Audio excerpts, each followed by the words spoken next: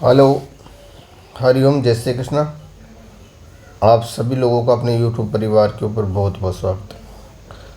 आपको पता है कि आपका एग्ज़ाम है योग का आधार बेसिक ऑफ योगा, तो उसके ऊपर अपन छोटी सी एक चर्चा करते हैं जो क्वेश्चन आने वाले हैं।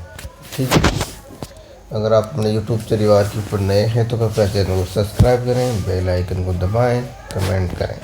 ओके, ठीक है, बिना समय गवाए इसको स्टार्ट करते हैं।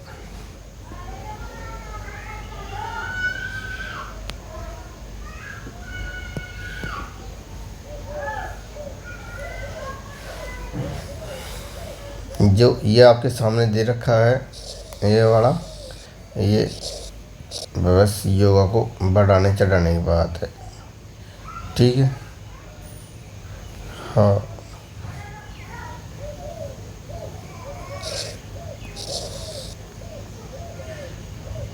एक बार इसको आप देख लें।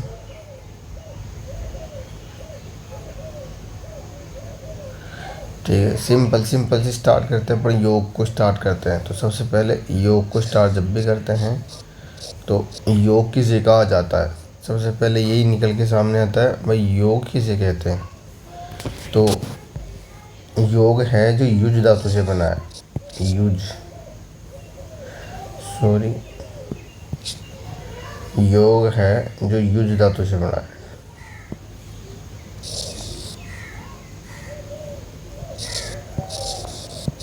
युज धातु, धातु से बना है। ठीक है, जिसका अर्थ क्या होता है, जोड़ना।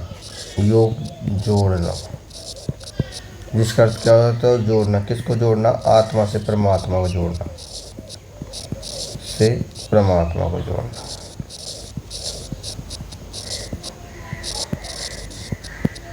ठीक है, ये हो गया। अब नेक्स्ट देखते हैं अपन, योग का अर्थ हो गया।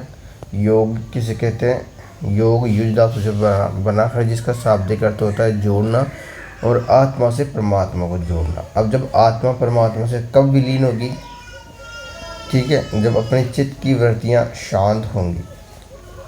ये सिंपल हो गया। अब अपने योग की परिभाषा किसी भी टेक्स्ट के अनुसार देते हैं। ठीक है, जैसे अगर मैं बात करता हूँ पतंजलि योग सूत्र की। पतंजलि योग सूत्र की पहली परिभाषा है, योगस्य चित्तवृत्ति निरोधे।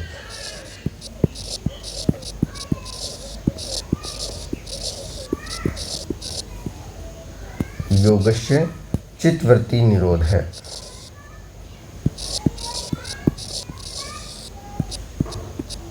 योग से चित्तवृत्ति निरोध है, मतलब योग चित्त की वृत्तियों का निरोध करता है। योग चित्त की वृत्तियों का निरोध करता है। ठीक है, तो ये किसके अनुसार होगी परिभाषा, पतंजलि के अनुसार होगी। योग से चित्तवृत्ति निरोध, एक परिभाषा ये हो गई। अब दूसरी जिस पर बात करते हैं अपन भगवत गीता की, तो कर्म योग है कर्मसु कौशलम। योग है कर्मसु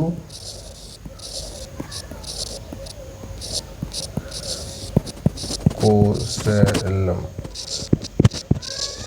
अब प्रश्न आपको ये भी पूछा जा सकता है कि योग कर्मसु कौशलम को परिभाषित करें।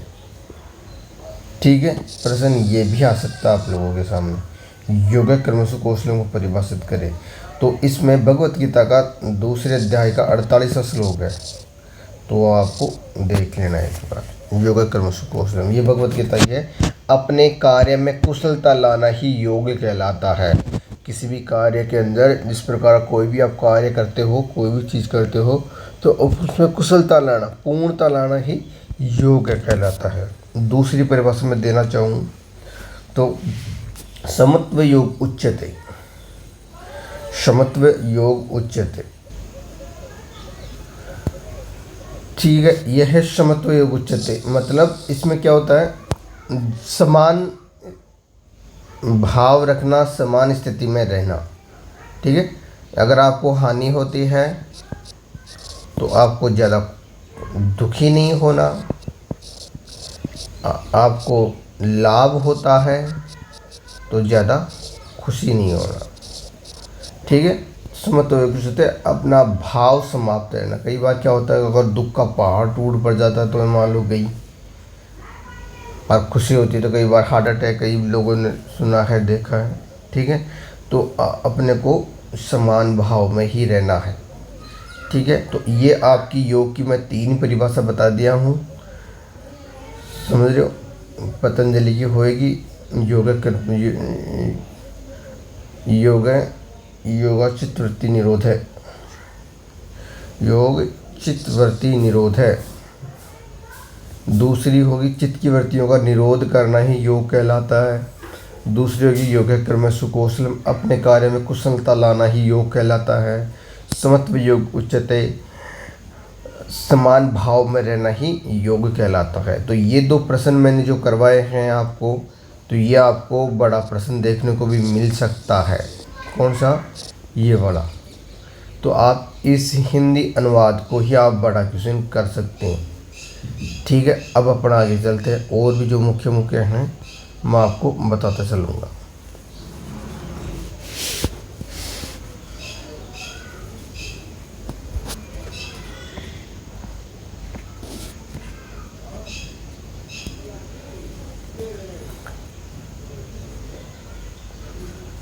कई किसी के पास जो नोट्स हैं वो भी क्या थोड़े बहुत अधूरे हैं। हाँ, अब आ गया आपके सामने अष्टांग योग किसे कहते हैं।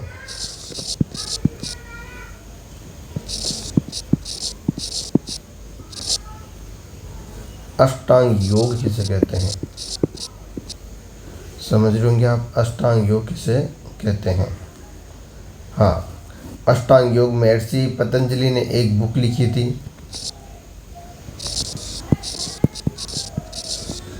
महर्षि की एक बुक है, उस बुक का नाम है अष्टांग योग। ठीक है, अष्टांग योग पतंजलि की एक बुक है, उसका नाम है अष्टांग योग। इसके अंदर 8 अंग होते हैं। क्या है? 8 अंग होते हैं। वो कौन कौन से होते हैं देख लेंगे एक बार अपन। याद रखना ये प्रश्न मोस्ट है। यम, नियम, आसन, प्राणायाम,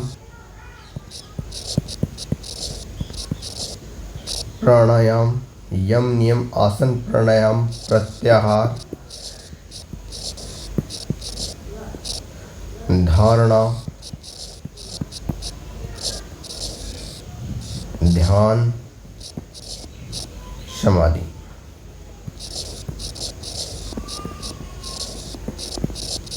ठीक है, अब एक चीज़ मैं आपको देखूँगा, यम नियम आसन प्राणायाम प्रत्याहार धारणा ध्यान समाधि। ठीक है, अब एक चीज़ दिखाऊंगा आप लोगों को, ये क्या 8 अंग है ना, 8 अंग। अब कई बार प्रश्न पूछ लेता है कि अंतरंग और बाह्य अंग किसे कहा जाता है। तो अंतर मतलब अंदर की ओर आँख बंद करके करने वाले को अंतरंग कहते हैं, और मतलब अंदर की तरफ झांकने वाले को, जैसे अपन ध्यान लगाते हैं, धारणा ध्यान समाधि, इनको तो क्या अंतरंग कहा जाता है। ठीक है, और बाह्य अंग ये, और जो बच गए जो इनको बाह्यरंग कहा जाता है। याद रखना प्रश्न आता है अंतरंग और बाह्यंग किसे कहते हैं। यम नियम आसन प्राणायाम प्रत्याहार धारणा, सॉरी यम नियम आसन प्राणायाम प्रत्याहार तक तो होता है बाह्यंग, और इनको बोलते हैं अंतरंग। सुन लेना ये चीज़, ये भी घुमा के प्रश्न पूछ लेता है। ठीक है, अष्टांग योग किसे कहते हैं। यम नियम आसन प्राणायाम प्रत्याहार धारणा ध्यान समाधि। समझ गए आप लोग। नेक्स्ट, हाँ, अब देखते हैं एक एक चीज़ देखते हैं। यम क्या होता है, नियम क्या होता है। शॉर्टकट के अंदर इसको पूरा करते हैं। यम के अंदर 5 चीज़ आती हैं, अहिंसा, सत्य, अस्त्य, अपरिग्रह और ब्रह्मचर्य। अहिंसा क्या होती है, मन वचन कर्म से हिंसा न करना, मन से वचन से कर्म से हिंसा न करना अहिंसा कहलाता है। सत्य, मन वचन कर्म से सत्य बोलना। अस्त्य का मतलब चोरी नहीं करना, याद रखना। अस्त्य का मतलब क्या होता है, चोरी नहीं करना। अपरिग्रह, जितनी आवश्यकता है उतना ही सामान रखना, आवश्यकता से ज़्यादा नहीं लेना। ब्रह्मचर्य, अपने इंद्रियों को वश में करना। ठीक है। हाँ, नियम, नियम के अंदर है इनको पंच महाव्रत भी कहा जाता है। ध्यान रखना, यम को पंच महाव्रत भी कहा जाता है। ठीक है। नियम देखते हैं अपन, शौच, संतोष, तप, स्वाध्याय, ईश्वर प्रणिधान। सोच, शुद्ध अच्छी सोच रखना, प्योर शुद्ध अच्छी सोच रखना। संतोष, जितना है उसमें ही संतुष्ट रहना, संतोष। तप, अपने आप की अशुद्धियाँ, अपनी अशुद्धियों को दूर करने के लिए तपस्या करना, तप करना। तप, अपने आप को शुद्ध करने के लिए जो कार्य किया जाता है उसे तप कहते हैं। स्वाध्याय, स्वयं का अध्ययन करना कि मैं कहाँ हूँ, किस प्रकार से हूँ, कितना पानी हूँ, कितना बाहर हूँ, क्या मैं कार्य कर रहा हूँ, क्या इसका परिणाम होगा। ईश्वर प्रणिधान, भगवान के बारे में मैंने भगवान को धन्यवाद देना कि मैं जिस अवस्था में हूँ वो मेरी सबसे बढ़िया अवस्था है। मेरे से पीछे देखते हैं पर तो उनसे भी बहुत गए गुजरे हैं, तो इसलिए ऐसा नहीं करें कि अपने पास थोड़ी बहुत समस्याएं ये सोचें कि यार उनके पास तो इतना बढ़िया है और अपने पास कुछ भी नहीं है। ठीक है, शॉर्ट में चलेंगे अपन। हाँ, सोच, संतोष, तप, स्वाध्याय, ईश्वर प्रणिधान, ये देख लेना आप हो गए। अगर क्रिया योग किसे कहते हैं, क्रिया योग पूछ ले, हालांकि ये टॉपिक कल का है। क्रिया योग तो उसमें भी तप, स्वाध्याय, ईश्वर प्रणिधान, तीन चीज आती हैं उसके अंदर। क्रिया योग में तप, स्वाध्याय, ईश्वर प्रणिधान। ठीक है, नेक्स्ट, आसन किसे कहते हैं, स्थिरम सुखम आसनम, जो स्थिर हो, सुखपूर्ण हो, वही आसन है। आप हिंदी में कर सकते हैं, जो स्थिर हो, सुखपूर्ण हो, वही आसन है। लेकिन कल का पेपर जो आपका लगेगा उसमें पर आसन के दो सूत्र पूछे जाते हैं, एक तो ये वाला और एक ये वाला। ठीक है, लेकिन आपको आसन किसे कहते हैं, स्थिरम सुखम आसनम, वही आसन है। प्राणायाम, तस्मिन स्थिति श्वास प्रश्वास गति विच्छेद है, मतलब श्वास लेना और छोड़ने की गैप को बढ़ाना ही प्राणायाम कहलाता है। ठीक है, प्राणायाम तीन प्रकार का होता है, पूरक, रेचक, कुंभक। पूरक यानी श्वास लेना, रेचक यानी छोड़ना, कुंभक यानी होल्ड करना। कुंभक दो प्रकार का होता है, केवल कुंभक और सहित कुंभक। ठीक है, नेक्स्ट आगे चलते हैं।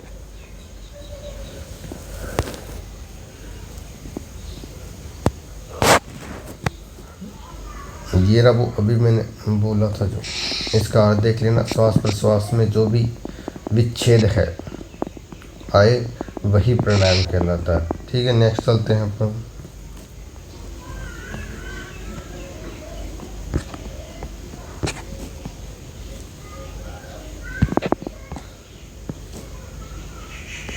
प्रत्याहार। ठीक है, प्राणायाम समझ गए। प्रत्याहार, प्रत्याहार होता है प्रति यानी उल्टा, प्लस आहार यानी संयम, आत्मनियंत्रण, मतलब अपनी इंद्रियों को आहार न देना, प्रत्याहार। इंद्रियों को आहार न देना, प्रत्याहार। जो अपनी इंद्रियां होती हैं वो क्या क्या होती हैं, कान, आँख, नाक, त्वचा, जीभ। ठीक है, इनको अपन आहार न देना प्रत्याहार कहलाता है। समझ गए, इंद्रियों को आहार न देना प्रत्याहार कहलाता है, इंद्रियों को अंतर्मुखी करना प्रत्याहार कहलाता है। नेक्स्ट है धारणा।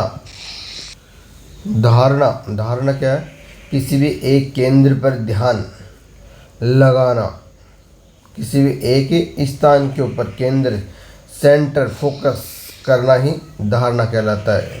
इसका है ये मोस्ट है, देशबंध है चित्तस्य धारणा।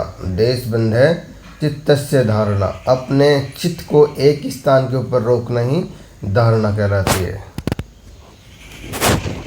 ठीक है, समझ गए आप धारणा। नेक्स्ट चलते हैं ध्यान।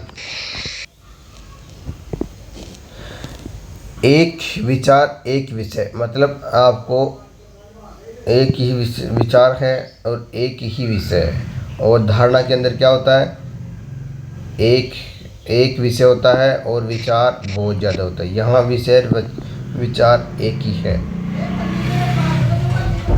ठीक है, हाँ, एक विचार एक विषय, एक विषय पर एक विचार हो, धारणा कहलाता। समझ गए आप लोग। नेक्स्ट है ध्यान में चंचलता नहीं होती, जबरदस्ती फोकस नहीं करना पड़ता। प्रश्न आ जाता है धारणा और ध्यान में क्या अंतर है, ये भी मोस्ट है। धारणा और ध्यान के अंदर क्या अंतर है, तो आप लोग समझ गए होंगे।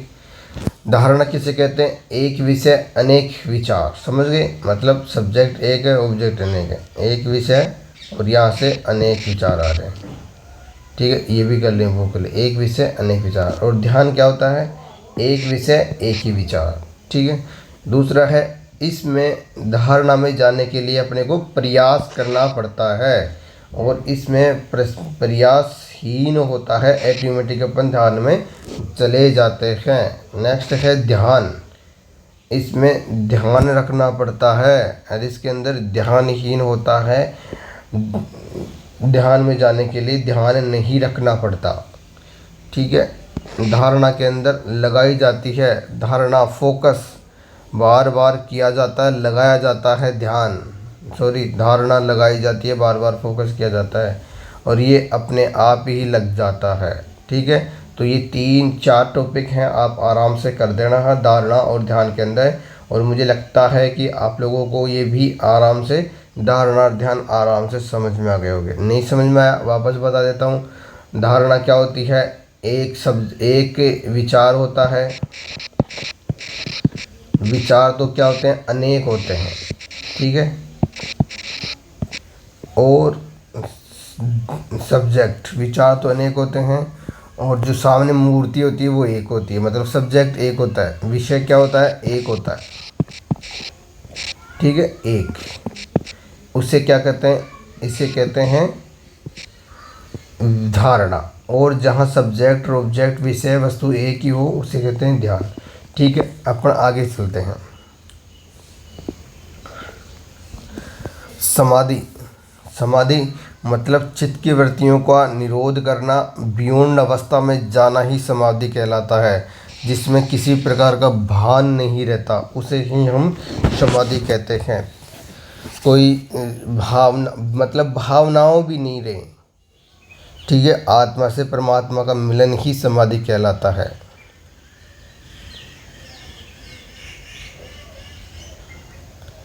नेक्स्ट, हाँ, अब आपका अष्टांग योग पूरा हो गया है। ठीक है। तो इसमें जो भी और भी महत्वपूर्ण प्रश्न थे, मैंने बीच में बताने की कोशिश करी।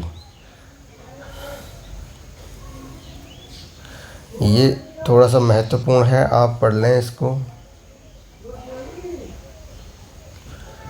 राजयोग आगे बताइए। देखो, राजयोग अष्टांग योग को ही राजयोग कहा जाता है। अष्टांग योग को ही राजयोग कहा जाता है। तो आप इसके अंदर यम, नियम, आसन, प्राणायाम, प्रत्याहार, धारणा, ध्यान, समाधि भी लिख सकते हैं। ठीक है। यम को क्या कहा जाता है, मैंने बताया था। यम को पंच महाव्रत कहा जाता है।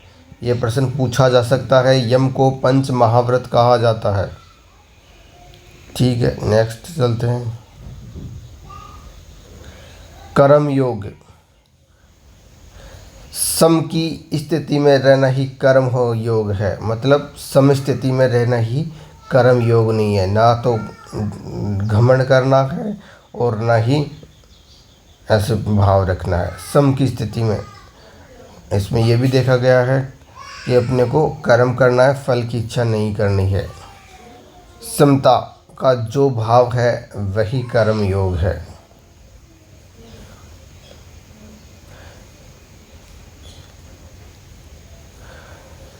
काम के वक्त ध्यान लगाकर कार्य करना, कर्म योग क्या है, कार्य के वक्त ध्यान लगाकर काम करना। काम के वक्त ध्यान लगाकर कार्य करना, और काम करने के बाद में भूल जाना ही कर्म योग है। कार्य करना और कार्य करने के बाद में भूल जाना ही कर्म योग है, इसे समझ लें। नेक्स्ट वापस, हमें अपना धर्म निभाना है, हमें अपना धर्म निभाना है, बाकी ईश्वर जाने या बाकी ईश्वर देख लेगा। अपने को अपना धर्म निभाना है, अपने को अपने दायित्व निभाने हैं, अपने को जो अपना कार्य है वो पूरा करना है। ऐसा नहीं सोचेंगे अगर मुझे रिज़ल्ट नेगेटिव मिला या पॉजिटिव मिला। कई बार रिज़ल्ट नेगेटिव पहले मिल जाता है और पॉजिटिव बाद में मिलता है, तो अपने को दुखी नहीं होना, बस अपने को कार्य करना ही है। मनुष्य के जीवन की प्रकृति 3 प्रकार की होती है। अगर आपको पूछ ले कि गुण, मनुष्य के गुण, प्रकृति या गुण, नेक्स्ट ये क्वेश्चन में महत्वपूर्ण है गुण। गुण, मनुष्य के गुण कितने प्रकार के होते हैं? 3 प्रकार के होते हैं। पहला है तामसिक, तमस। तमस वाले प्रवृत्ति वाले व्यक्ति होते हैं जो किस प्रकार के होते हैं? ये होते हैं आलसी होता है उनके अंदर, आलसापना ज़्यादा भरा पड़ा होता है। जो बदलाव नहीं चाहते, मतलब जो चल रहा है चलने दो, यही चलेगा, ठीक है। जो आलसी है, बदलाव नहीं चाहते। नेक्स्ट है खुद की मर्जी का कुछ नहीं कर पाते, खुद की मर्जी का कुछ नहीं कर सकता। हाँ भाई, किसी के अधीन रहना या फिर किसी की बातों में रहना, ये कहने का मतलब है तमस व्यक्ति के लोग होते हैं जो आलसी होते हैं और एक दूसरे की टांग खींचने वाले होते हैं। ना तो खुद आगे बढ़ेंगे, ना किसी दूसरे को आगे बढ़ने देंगे। ऐसी प्रवृत्ति के जो लोग होते हैं उन्हें तामसिक प्रवृत्ति के लोग कहा जाता है। तामसिक गुण, जिन लोगों में ये गुण होता है वो तामसिक गुण कहलाता है। नेक्स्ट होता है रजस, या इसको बोलते हैं राजसिक भी बोलते हैं। तामसिक, राजसिक, सात्विक, ठीक है। रजस में क्या होता है? मन का भागना बिना कोई नियंत्रण के, मन का भागना, अपन यहाँ भागे वहाँ भागे बिना किसी नियंत्रण, कोई पता नहीं मिलेगा कि नहीं मिलेगा, ठीक है। बहुत सारे विचार, खूब सारे थॉट्स होते हैं, खूब बहुत सारे भ्रांतियाँ होती हैं। नेक्स्ट है आराम रहित दिमाग, कोई आराम नहीं, बिल्कुल रेस्ट नहीं, ये है। नेक्स्ट है जो व्यापार की दृष्टि से देखते हैं, बदले की भावना से देखते हैं, बदले की भावना से कार्य करते हैं, बदले की भावना से ही अपने कार्य को अंजाम देते हैं, उन्हें बोलते हैं राजसिक या रजस प्रवृत्ति के लोग, ठीक है। नेक्स्ट है सात्विक। सात्विक के प्रवृत्ति के लोग होते हैं जो शुद्ध और स्वच्छ होते हैं, ठीक है। जिनमें तामसिक राजसिक के विचार के बीच का संतुलन सात्विक कहलाता है। इनसे परे है जो ही सात्विक कहलाता है, ठीक है। इनसे परे उत्तम अवस्था है, जो ना तो किसी से द्वेष करते, ना किसी से जलते हैं, ना किसी से दुखी होते हैं, कुछ दिया कुछ नहीं दिया, जो भी है, मतलब दुख क्रोध जिनमें नहीं होता, वो होता है सात्विक प्रवृत्ति को। जिस प्रकार अपन बात करें तो साधु संत लोग हैं, वो सात्विक प्रवृत्ति कहते हैं, जो धर्म के अनुसार चलते हैं, ठीक है। नेक्स्ट आपको मैंने ये बता दिया है। हाँ, गुण, व्यक्ति के गुण क्या बताए हैं? गुण या मनुष्य की प्रकृति 3 प्रकार की होती है। मनुष्य के गुण, या आपसे प्रश्न पूछे गए, मोस्ट है, ध्यान रखना। मनुष्य के गुण या प्रकृति 3 प्रकार की होती है, वो कौन कौन सी है? ये है, ठीक है। नेक्स्ट इसी के अंदर मैं बता देता हूँ आपको सब चीज़ इसी के अंदर। अगर मान लो ऐसे पूछ ले, दान कितने प्रकार का होता है? दान, ठीक है, समझने की कोशिश करना, दान कितने प्रकार का होता है? तो दान भी अपना 3 प्रकार का होता है, समझ रहे हो आप? दान भी 3 प्रकार का होता है, राजसिक, तामसिक, तमस या तामसिक। दूसरा होता है राजसिक,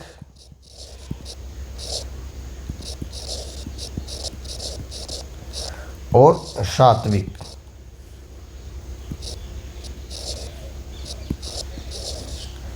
ठीक है, ये क्या होता है? मैं दान की बात कर रहा हूँ। दान, अगर किसी का तिरस्कार पूर्ण करके उसे दान देना, क्या वो कहलाता है? तामसिक दान कहलाता है। जैसे कि मान लो आपके घर में कोई भिखारी है, भिखारी को कहा तू कमा नहीं सकता क्या, और इतना बड़ा आदमी अटाकटा आदमी है और फिर भी ले दो कर्म फूटे 2 रुपये दे दिए। ऐसे दान को क्या बोलते हैं अपन, तामसिक दान बोलते हैं। क्या बोलते हैं, तामसिक, तमस दान बोलते हैं। दूसरा है राजसिक, बदले की भावना से जो दान किया जाता है उसे राजसिक दान कहते हैं। जैसे किसी की शादी के अंदर 500 रुपये डालना, तो वो मेरी लड़की की शादी होगी तो 500 रुपये डालेगा, या फिर मैं इसका ये कार्य करवाऊँगा तो ये मेरा ये कार्य करवाएगा। ठीक है, हाँ, तो मतलब व्यापार की दृष्टि से उसे जो कार्य किया जाता है, जो दान दिया जाता है, उसे क्या बोलते हैं, राजसिक दान बोलते हैं। सात्विक क्या कहते हैं, एक हाथ से दान देना, एक हाथ से दान देना और दूसरे हाथ से भूल जाना। ठीक है, ऐसे ढिंढोरा नहीं पिटाया मैंने। अगर मान लो कई लोग अपने को देखने को मिलते हैं, जैसे मैंने तो गुप्त दान करके आया और 10 जनों को बोल रहे हैं गुप्त दान करके आया, नाम नहीं लिखा है मैंने, गुप्त दान करके आया, नाम नहीं लिखा। मतलब अपने दान का गुणगान नहीं करना। सीधी सीधी बात है, इस एक हाथ से देने के बाद में दूसरे हाथ को पता नहीं चलना, वो होता है सात्विक दान। ठीक है, सात्विक दान होता है। नेक्स्ट देखते हैं अपन, मैंने बता दिया है दान 3 प्रकार का होता है। क्या, दान, समझ गए हैं आप लोग, दान, दान 3 प्रकार का होता है। उसी कर्म में भोजन, भोजन, भोजन भी यही 3 प्रकार का होता है, तामसिक, राजसिक, सात्विक। सड़ा गला बासा भोजन, जो सड़ा हो, गला बासा, तीखा, खट्टा, सॉरी, सड़ा गला बासा भोजन होता हो उसे क्या बोलते हैं अपन, तामसिक भोजन बोलते हैं। ठीक है, और राजसिक भोजन किसे कहते हैं, जो तीखा हो, खट्टा हो, अत्यधिक खट्टा, तीखा, खट्टा, जिनसे शरीर को एनर्जी नहीं मिले। ठीक है, तो ऐसे भोजन को, मांस मदिरा वगैरह इसी भोजन में आते हैं, राजसिक भोजन के अंदर। नेक्स्ट है सात्विक भोजन। सात्विक भोजन के अंदर सिर्फ शरीर को ऊर्जा मिलती है। सात्विक भोजन में क्या मिलता है, शरीर को ऊर्जा मिलती है, ऊर्जा, ऊर्जा मिलती है ना। ऐसा भोजन, मात्र ऊर्जा मिलने के लिए जो भोजन किया जाता है उसे, ऊर्जा मिलने के लिए जो भोजन किया जाता है उसे क्या बोलते हैं अपन, सात्विक भोजन बोलते हैं। ठीक है, भोजन भी 3 प्रकार का हो गया, दान भी 3 प्रकार का हो गया, और पुरुष की प्रकृति या मनुष्य के गुण भी 3 प्रकार के हो गए। ठीक है, और देखते हैं अपन। ठीक है, 3 चीज़ करा दी आप लोगों को। हाँ, इनमें से एक छोटा क्वेश्चन आप लोगों को ज़रूर देखने को मिल जाएगा, भूल मत जाना। दान, दान, भोजन और गुण। नेक्स्ट चलते हैं अपन।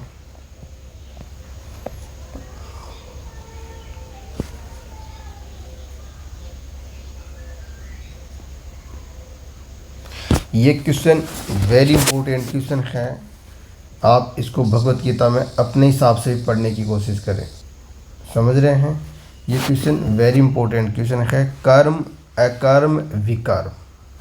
ठीक है, कर्म मनसा वाचा कर्मणा, कर्म मनसा वाचा कर्मणा। ठीक है, मनसा विचार, वाचा बोला हुआ, कर्मणा प्रोसेस, प्रगति। ठीक है, मनसा वाचा कर्मणा कर्म कहलाता, मनसा वाचा कर्मणा।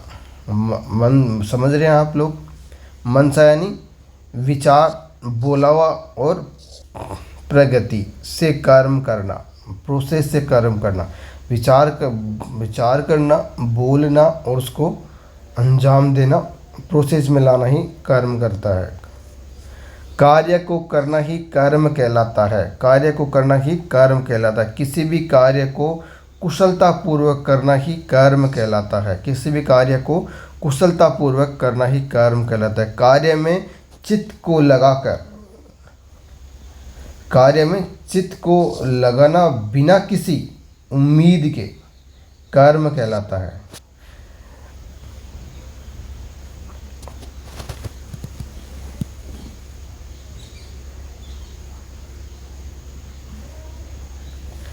हाँ, इसमें ये भी बढ़िया चीज़ दे रखी है आप लोगों को। मैं एक निमित्त निमित्त मात्र हूँ, तब कर्ता का भाव समाप्त हो जाता है, वही कर्म कहलाता है। समझ रहे हो आप लोग?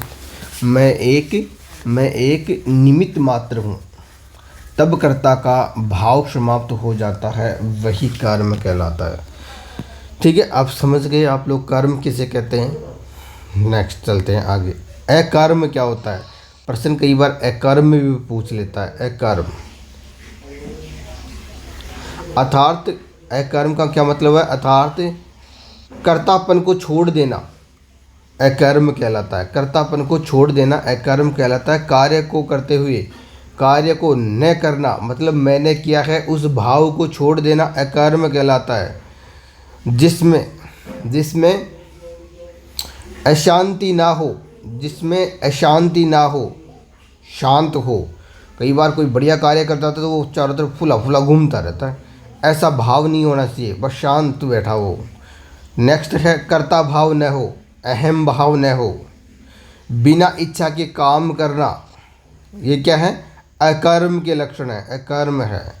विकर्म देखो, कार्य को अन्य प्रकार से करना विकर्म कहलाता है। अपने विवेक से कार्य करना विकर्म कहलाता है। धैर्य से कार्य करना विकर्म कहलाता है। ठीक है, और हल्का हल्का मैंने ये बता दिया आपको, और इसको भगवत गीता में आप लोग अच्छे से पढ़ सकते हैं। ये क्वेश्चन वेरी इंपॉर्टेंट है, समझ रहे हो आप? वेरी इंपॉर्टेंट है। नेक्स्ट चलते हैं।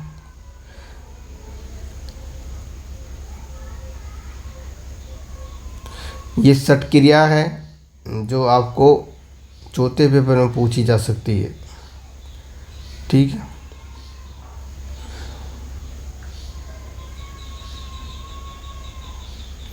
हाँ, ये प्रश्न पूछ सकते हैं। चित्त की वृत्तियाँ 5 प्रकार की कौन कौन सी होती हैं? प्रमाण क्या होता है? जो अपने सामने होता है। प्रमाण मतलब सम्यक ज्ञान।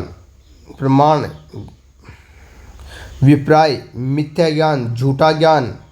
विकल्प कल्पित ज्ञान। निद्रा गहरी नींद में अचेतन अवस्था।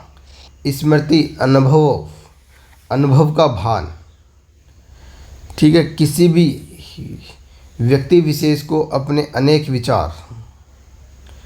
समझ गए? मतलब आपके प्रश्न छोटा सा आ सकता है, पंचवृत्तियाँ लिखो या वृत्तियाँ लिखो, तो वृत्तियाँ 5 प्रकार की होती है। प्रमाण विप्राय विकल्प निद्रा स्मृति। तो प्रमाण का मतलब क्या होता है? सम्यक ज्ञान। मतलब अगर प्रश्न ये भी पूछ ले, प्रमाण 3 प्रकार का होता है। प्रमाण प्रत्यक्ष अनुमान आगम। प्रत्यक्ष अपने सामने है जो, ठीक है, प्रत्यक्ष अपने सामने है जो। प्रत्यक्ष अनुमान अपन अनुमान लगाते हैं जो। और आगम मतलब ऐसी घटना जो पहले घट चुकी है, उसके अपने पास सबूत मिलते हों। ठीक है, ये चीज़ आप लोगों ने देख ही ली, ये बस थोड़ा सा देख लेना। ये रहा प्रमाण, मैंने बताया था अभी 3 प्रकार का होता है। प्रत्यक्ष अनुमान आगम, ये लिख लेना, ये मोस्ट है थोड़ा सा। अब मैंने ये बता ही दिया है, आप लोग फिर भी इनको पढ़ लेना अगर समय हो तो। नहीं हो, प्रत्यक्ष मतलब आंखों देखी बात। अनुमान मतलब अनुमान लगाना, बादल हो रहे तो बारिश होगी।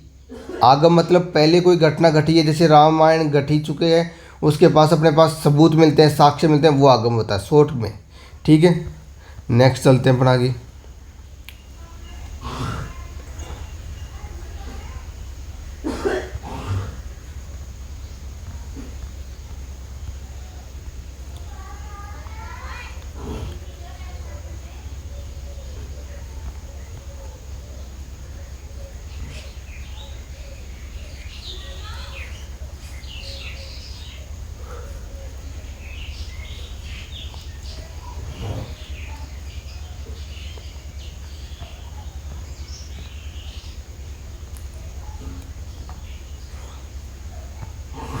ये नॉर्मल प्राणायाम बता रखा आपको, सूर्य वेदन, ये पर थोड़ा बहुत पढ़ लेना, हालांकि इसमें आएगा नहीं ये। और इसमें तो देखो आप लोगों मैं बताना चाहूँगा, इसमें कुछ भी आ सकता है। ये सबसे बड़ा पेपर है, इसके अंदर कुछ भी आ सकता है। समझ रहे हो आप लोग?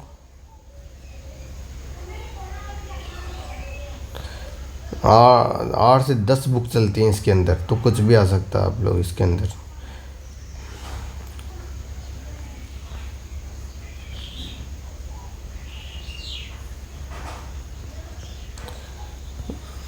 ये आपकी षट क्रिया चल रही है, ठीक है, षट क्रिया। नेति धोती वस्ती कपाल भाती त्राटक, ये संघ प्रक्षालन आ गया, ठीक है, ये संघ प्रक्षालन। सूर्य नमस्कार, सूर्य नमस्कार को आपको अगर मंत्र पूछ ले तो आप लोगों को ये मंत्र करना है सूर्य नमस्कार का। हिरण्मयेन पात्रेण सत्यसा पीहितं मुखं तत्वं पावरण पूषणु सत्य धर्माय दृश्य, ठीक है, ये करना है। अगर सूर्य नमस्कार के 12 मंत्र पूछ लें तो आप लोगों को ये सूर्य नमस्कार के 12 मंत्र आपको ये याद कर लेना है। नॉर्मल नॉर्मल नॉर्मल, ये एक बार पढ़ोगे याद हो जाएंगे। सूर्य के नाम हैं, सूर्य भगवान के ही नाम हैं, उनको 12 नाम लिख देना। खगाय नमः, देवाय नमः, ठीक है।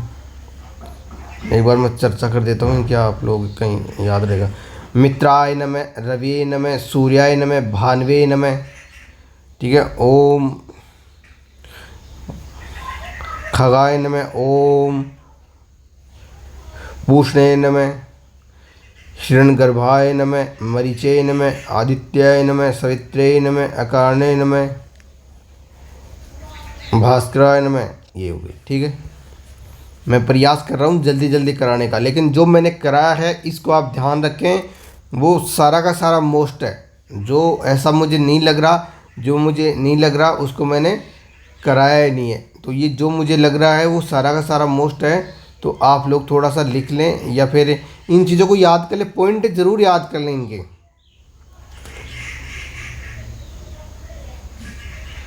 ठीक है। नेक्स्ट चलते हैं।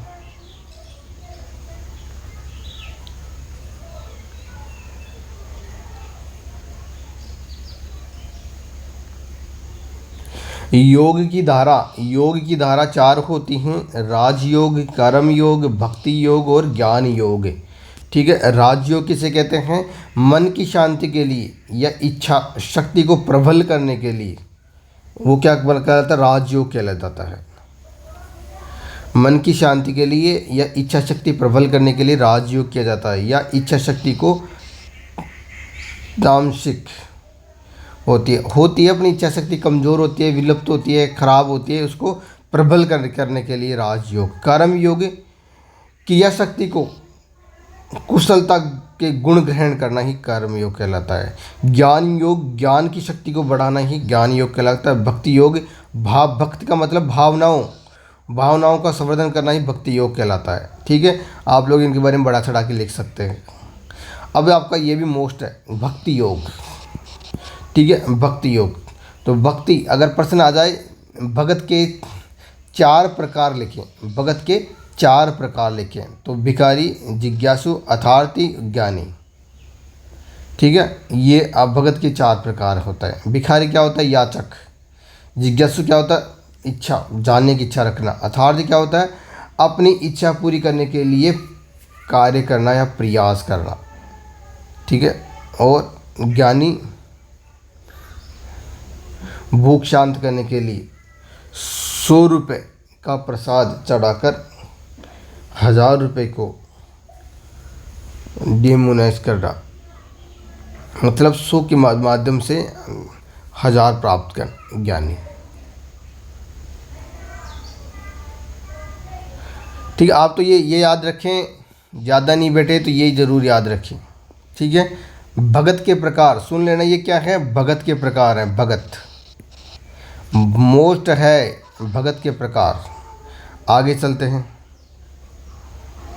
भक्ति किसे कहते हैं? ये देख लेना। भक्ति को योग में ले जाने के लिए प्रकार। कामना और त्याग, उसे प्रेम कहते हैं। जिसमें कामना हो और त्याग हो उसे प्रेम कहते हैं। और प्रेम प्लस आत्मसमर्पण भक्ति कहलाता है। प्रेम के अंदर दो चीज़ ये आ जाएंगी और ये आत्मसमर्पण, वो क्या कहलाता है? भक्ति कहलाता है। कामना प्लस त्याग प्लस आत्मसमर्पण प्लस प्रेम क्या कहलाता है? भक्ति कहलाता है। जिसके अंदर कामनाएं हो, त्याग करने की इच्छा हो, प्रबल शक्ति हो, आत्मसमर्पण पूर्ण सिलेंडर भाव हो, ऐसा वह क्या कहलाता है? भक्ति कहलाता है। अपने ईश्वर के लिए कामना हो, उसके लिए कुछ छोड़ने की भाव हो, उसके लिए अपन आत्मसमर्पण हमेशा तत्पर रहें, वह भक्ति कहलाती है, भक्ति योग। नेक्स्ट ये भी मोस्ट है, देव्य और आसुरी संपदा। देव्य दम द्रप, सॉरी ये तो है आसुरी संपदा, आसुरी, और यह है देव्य संपदा। आसुरी में क्या कहता है? दम द्रप अभिमान क्रोध पौरुष्य अज्ञान। ठीक है, तो आप इनका छोटा छोटा अर्थ देख लेना, धर्म क्या होता है। और देवी संपत्ति क्या होते हैं? तेज क्षमा धृति शोच ऐध्रो अमानिता, ये हैं दिव्य संपदा। ठीक है, दम झूठा दिखावा करना, द्रप घमंड करना, अभिमान झूठा मान रखना, इतना मान सम्मान है नहीं फिर भी कुछ झूठा रहा, क्रोध गुस्सा आना, पौरुष इतना बल नहीं है फिर भी दिखावा करता रहता है, ये क्या होगी? आसुरी संपत्ति। और अज्ञान, ज्ञान है ही नहीं फिर भी ज्ञान नहीं बनता, घूमता रहता है। ठीक है, और ये क्या है? नेक्स्ट है देव्य संपदा, इनको बोलते हैं देव्य। तेज, तेज चमकना, क्षमा करने का भाव रखना, धृति धीरज रखना, ऐसे व्यक्ति होते हैं, ये व्यक्तियों के अंदर गुण होते हैं, अपने आप में क्रॉस कर लें देख लें, गुण होते हैं ये ऐसे गुण। सोच, अंतर तक आपको शुद्ध रखना, अंतःकरण तक अंदर से शुद्ध रखना, सोच। अध्रो द्वेष नहीं रखना। अमानिता, जिसको घमंड दिखावा का नहीं करना है, मतलब इसके पास पावर है फिर भी पावर का दिखावा नहीं करना। ठीक है, ये हो गया आपके क्या नाम है महत्वपूर्ण प्रश्न। नेक्स्ट अब दूसरा वीडियो आ रहा है अपना, उसके अंदर आप जो भी बच्चे कच्चे हैं वो और मैं दूसरी वीडियो के अंदर अपलोड कर रहा हूँ। ये जो मैंने कराए वो वास्तव में ही मोस्ट हैं, दूसरी वीडियो में इसका बचा हुआ भाग है वो आप लोगों को देखने को मिलेगा। जय हिंद जय भारत। कमेंट करें, प्रश्न मिले तो ज़रूर कमेंट करें, लाइक करें, शेयर करें। ठीक है।